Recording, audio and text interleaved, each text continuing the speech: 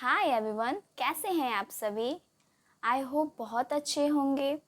तो आज हम लोग देखेंगे क्लास 8 का प्रश्नावली 2.3 का क्वेश्चन नंबर 10। इससे पहले मैंने अपने पिछले वीडियो में ही क्वेश्चन नंबर 1 से लेके 9 तक का सॉल्यूशन कर दिया है। अगर आप लोग को देखना हो तो मेरे चैनल पे जाके देख सकते हैं, वहाँ पे मैंने पूरा वीडियो अपलोड कर दिया है। ठीक है, तो आज हम लोग डिस्कशन करेंगे क्वेश्चन नंबर 10 पे। क्वेश्चन नंबर 10 में देखते हैं क्या दिया हुआ है। 2 अंकों की संख्या का दहाई अंक इकाई अंक का 3 गुना है। यदि अंक बदल दिया जाए तो प्राप्त संख्या मूल संख्या से 36 कम हो जाती है। वह संख्या ज्ञात कीजिए। जो मूल संख्या है उसको हम लोगों को ज्ञात करना है। तो सबसे पहले हम लोग मानेंगे कि कोई संख्या का इकाई अंक कितना है। ठीक है, तो यहाँ पे हम लोग मान लेंगे, माना कि किसी संख्या का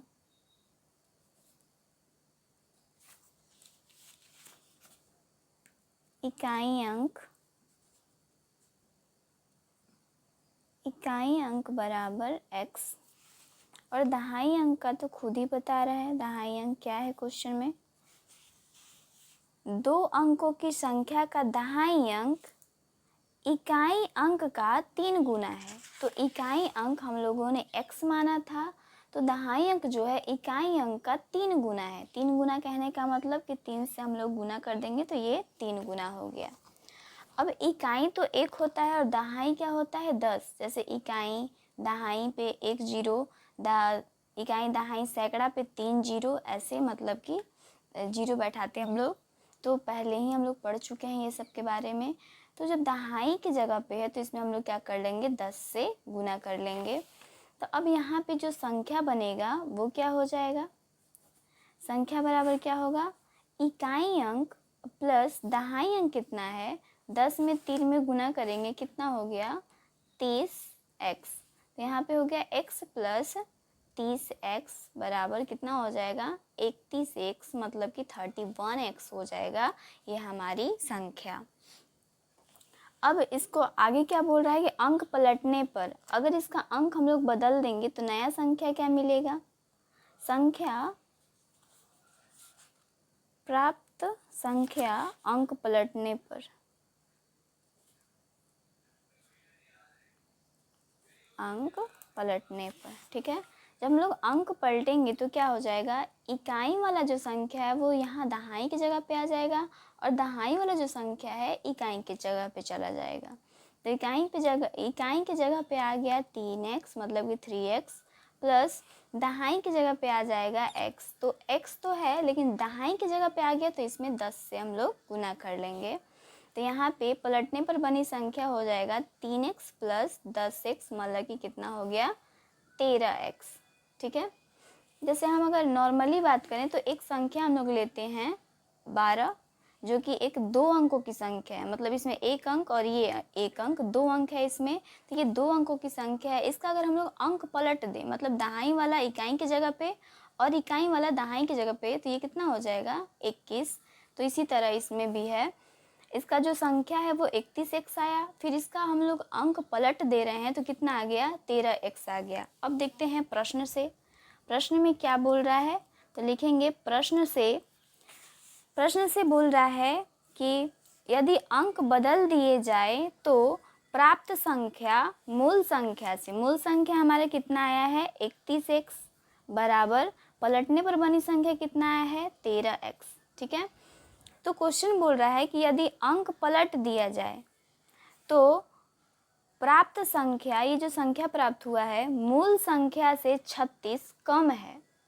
इसका मतलब ये कम है और ये अधिक है। इसको बराबर करने के लिए जब ये 36 कम है तो इसमें क्या करेंगे 36 ऐड कर देंगे क्योंकि ये कम है। अगर मान लीजिए कि 2 बच्चों को बराबर करना है तो एक बच्चे के पास 10 रुपया है, एक बच्चे के पास 15 रुपया है। तो अगर हम बोल सकते हैं कि पहले बच्चे के पास 5 रुपया कम है तो इसको भी 5 रुपया दे के क्या करेंगे, दोनों को बराबर कर देंगे। उसी तरह इसमें भी करना है, ये 36 कम था तो इसमें 36 ऐड करके दोनों को बराबर कर लिए।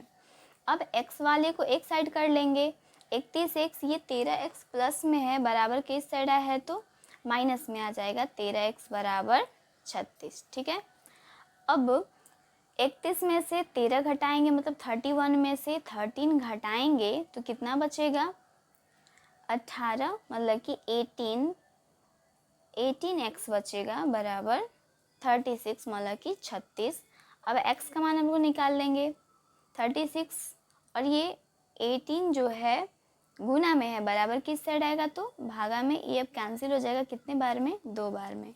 अब हम लोग को वह संख्या ज्ञात करनी है, जो पहली संख्या मूल संख्या थी वो ज्ञात करनी है।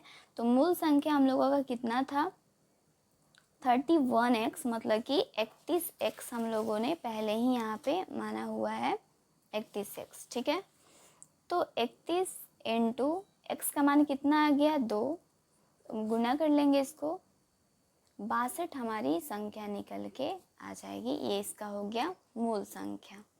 अब देखेंगे हम लोग क्वेश्चन नंबर 11। क्वेश्चन नंबर 11 में क्वेश्चन क्या दिया है, एक नाव धारा की दिशा में एक घाट से दूसरे घाट तक जाने में 9 घंटे लगाती है। मतलब एक घाट से दूसरे घाट तक जाने में 9 घंटा समय लगा रहा है। धारा की विपरीत दिशा में यदि दूरी 10 घंटे में पूरा करती है, मतलब जब धारा के एक नाव जो है धारा की दिशा में बह रहा है तो वो 9 घंटा ले रहा है, लेकिन विपरीत दिशा में जब बह रहा है तो 10 घंटा लेगा, मतलब कि 1 घंटा ज़्यादा ले रहा है। यदि धारा की चाल 1 किलोमीटर प्रति घंटा है, मतलब 1 घंटे में 1 किलोमीटर चल रहा है, तो शांत जल में नाव की चाल एवं दोनों घाटों के बीच की दूरी ज्ञात कीजिए। मतलब कि दोनों घाट के बीच की दूरी कितनी है। ठीक है, तो हम लोग इसमें चलते हैं, मानते हैं इसको, तो मानते हैं, माना कि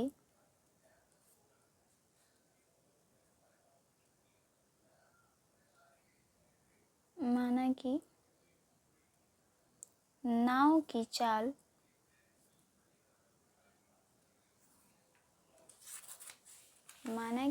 की चाल धारा की दिशा में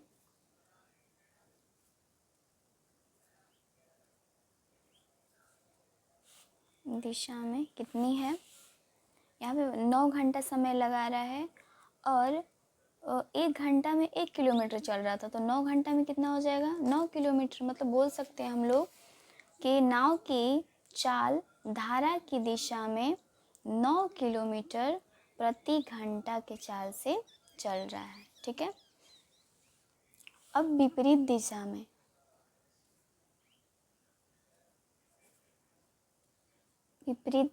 कितना लगा रहा था, 10 घंटा, इसका मतलब 10 किलोमीटर प्रति घंटा के चाल से चल रहा है। चाल बराबर होता ही है क्या, चाल बराबर क्या होता है, दूरी बट्टे में समय।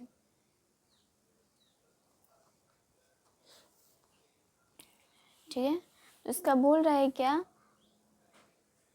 शांत जल में नाव की चाल ज्ञात कीजिए। शांत जल में नाव की चाल ज्ञात करना है। शांत जल में नाव की चाल,